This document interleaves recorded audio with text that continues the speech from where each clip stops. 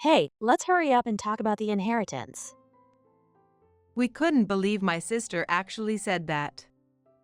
How much do you think I'll get from Grandpa's inheritance? Let's say the total amount is $1 million. She used to be so sweet as a kid. When did she turn into such a money grubber? My name's Lisa, and I'm 35. I'm single, career-focused, and living my best life on my own terms. Right now, I have no plans to get married and I'm thoroughly enjoying being single. I'm a caregiver. It's indeed as challenging as people say. There's a lot to do, and building relationships with the residents isn't always easy. Physically and mentally, it can be exhausting. Despite that, just hearing a resident's heartfelt thanks makes all the effort worth it. Lisa, thank you so much. I don't know what I'd do without you. Moments like that make me so glad I chose this job. That's what I really think. Lisa, it's time for shift change. When I was washing used towels, my coworker called out to me. Thanks so much. Can I leave it to you? Of course, leave it to me. See you tomorrow. It was 5 p.m. The coworker who took over my shift was starting her night work, which would run till morning. I should have been doing night shifts too, but I had personal circumstances that prevented me from taking them. Fortunately, my coworkers understood that and accommodated me. I was deeply grateful for that. After thanking the staff starting their night shift, I quickly headed home. My house is about 20 minutes away by car from work. Hi, Mary. Hi, Lisa. My grandmother, Mary, was in the middle of preparing dinner for my grandfather, David.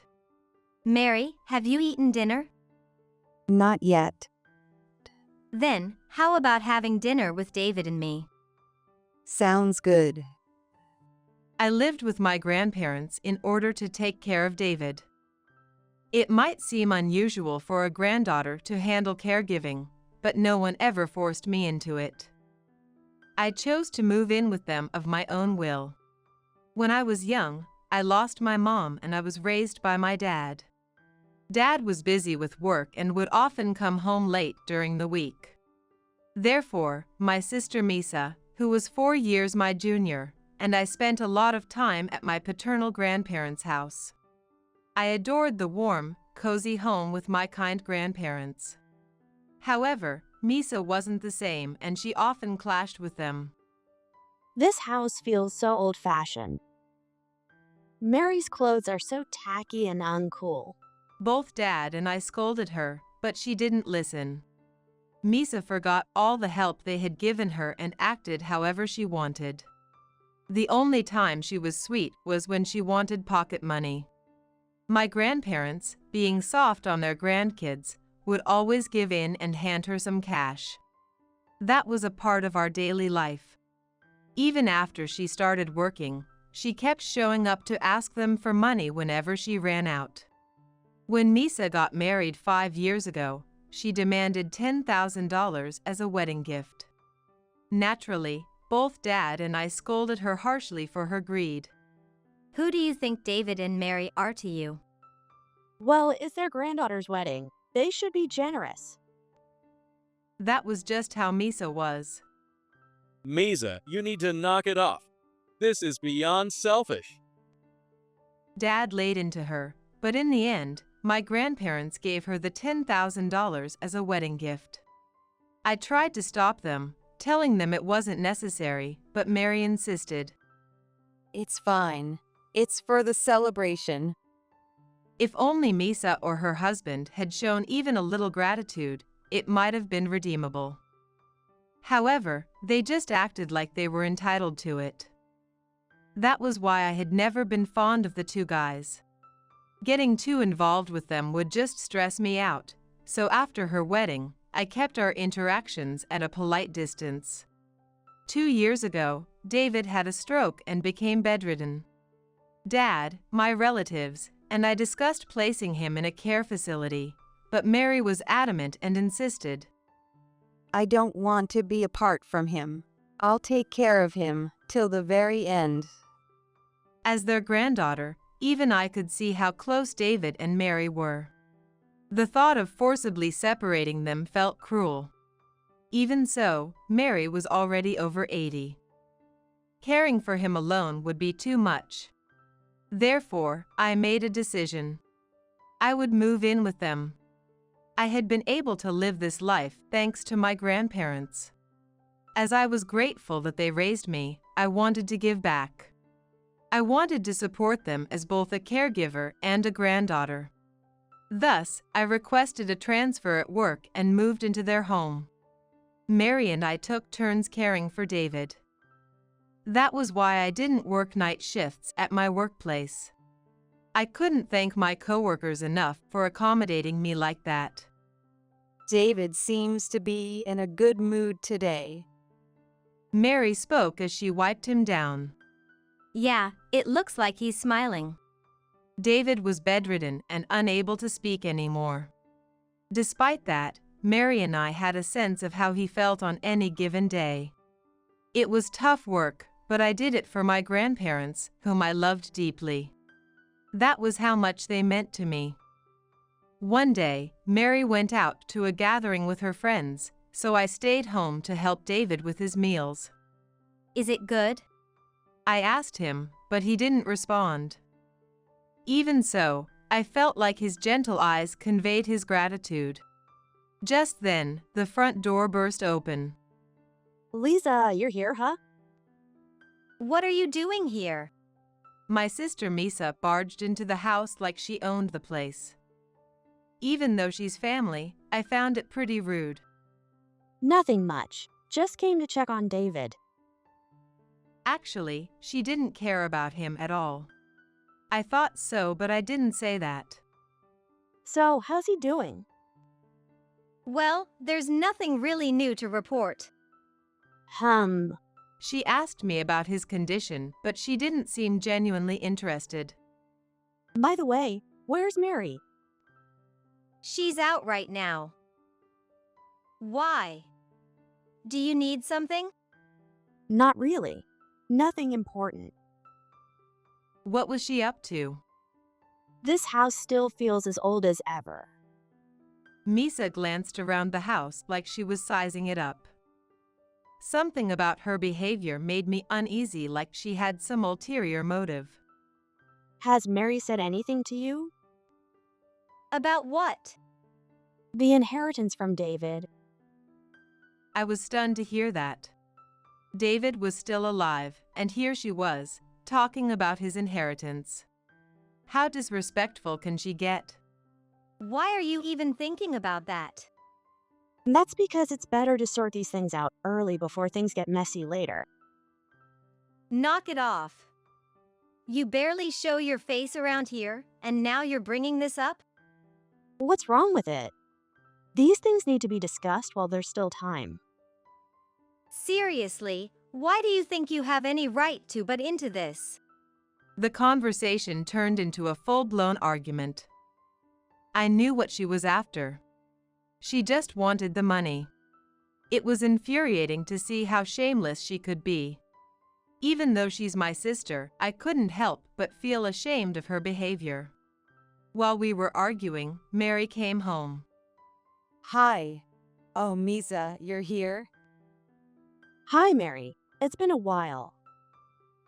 Misa instantly switched to her sweet and ingratiating tone as she cozied up to Mary. Mary glanced at me with an awkward smile. Mary, I've got a favor to ask. Can you give me a little money? I'm in a pinch this month. As Mary looked uneasy, I stepped in. Hey, you're a grown adult. Stop asking for money. Stay out of it, Lisa. I'm talking to Mary. Can't you see you're making her uncomfortable? No way, right, Mary?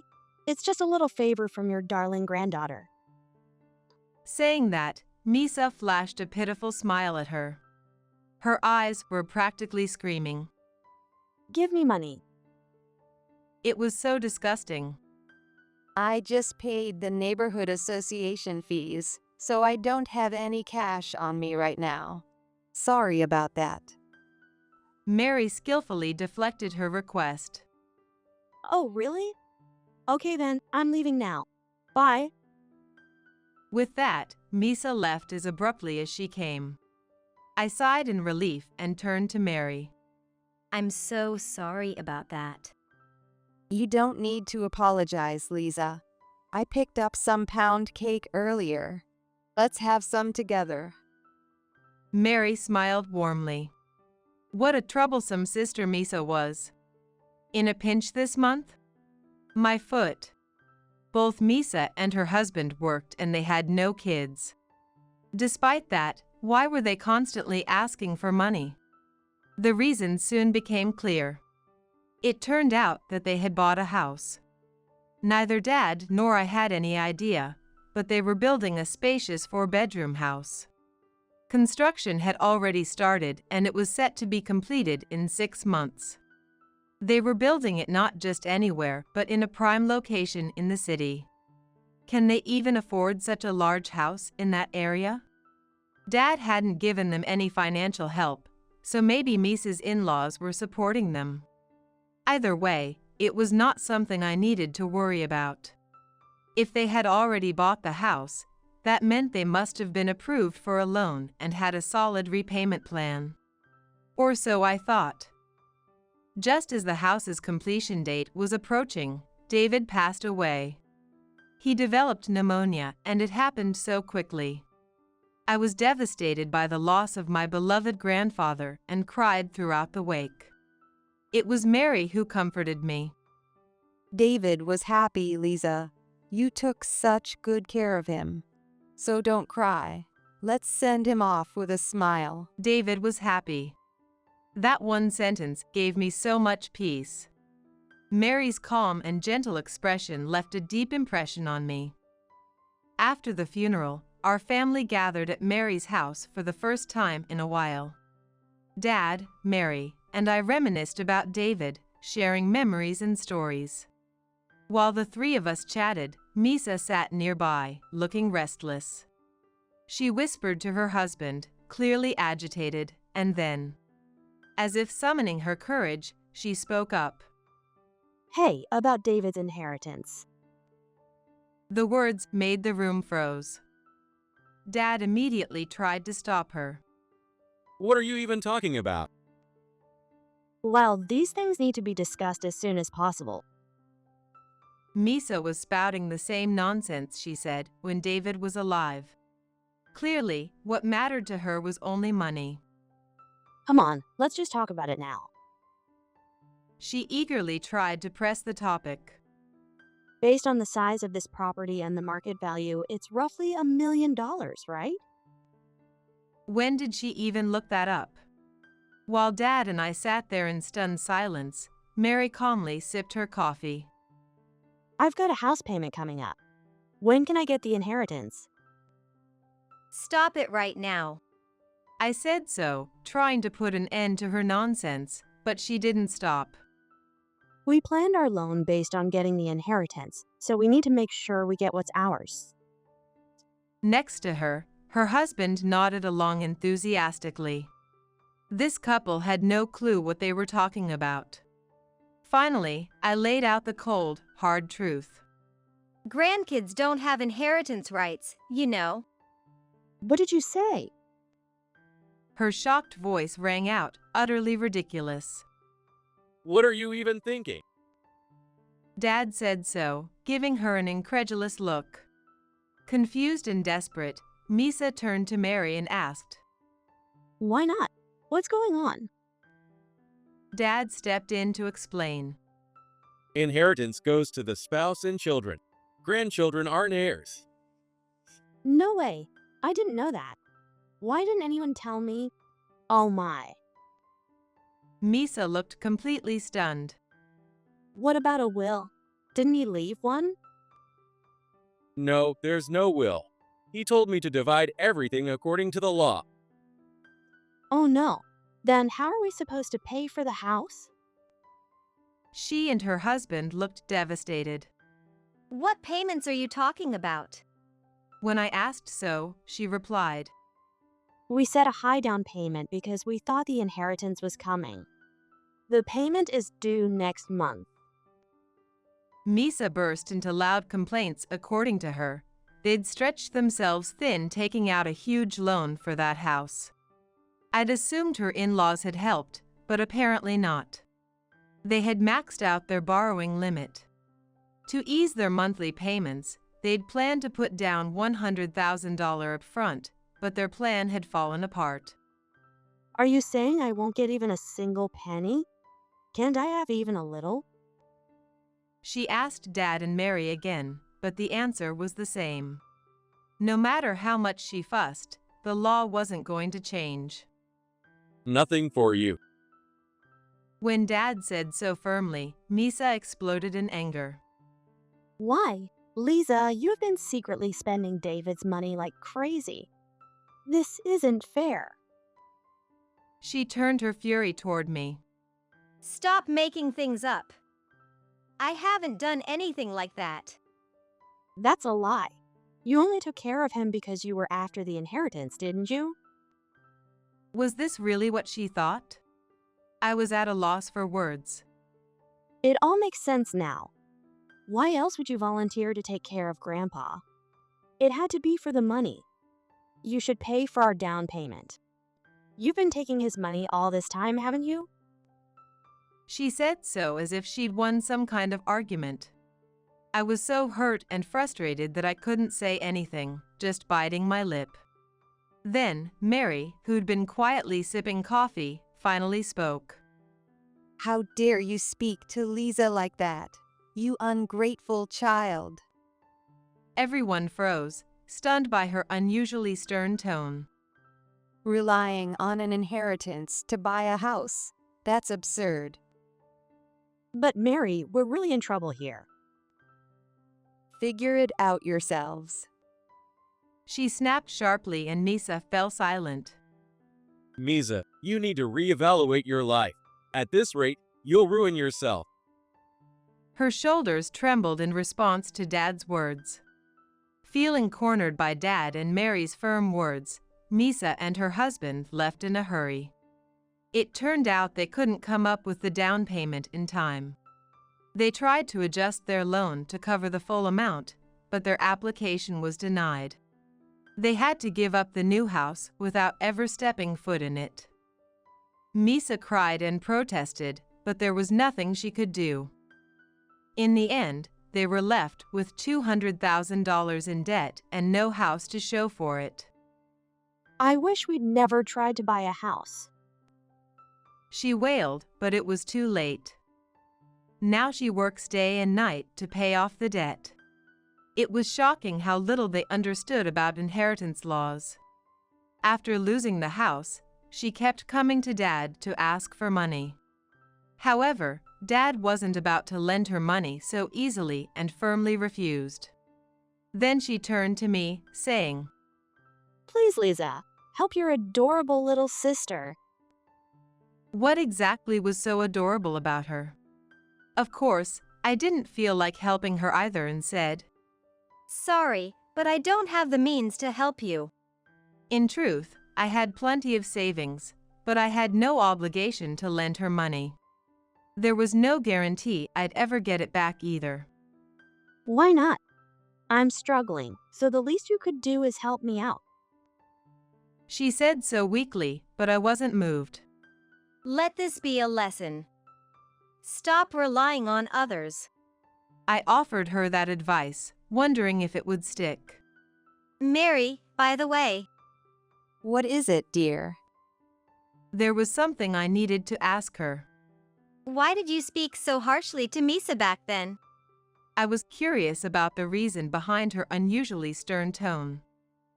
I had never seen her yell or get angry before, so it had surprised me.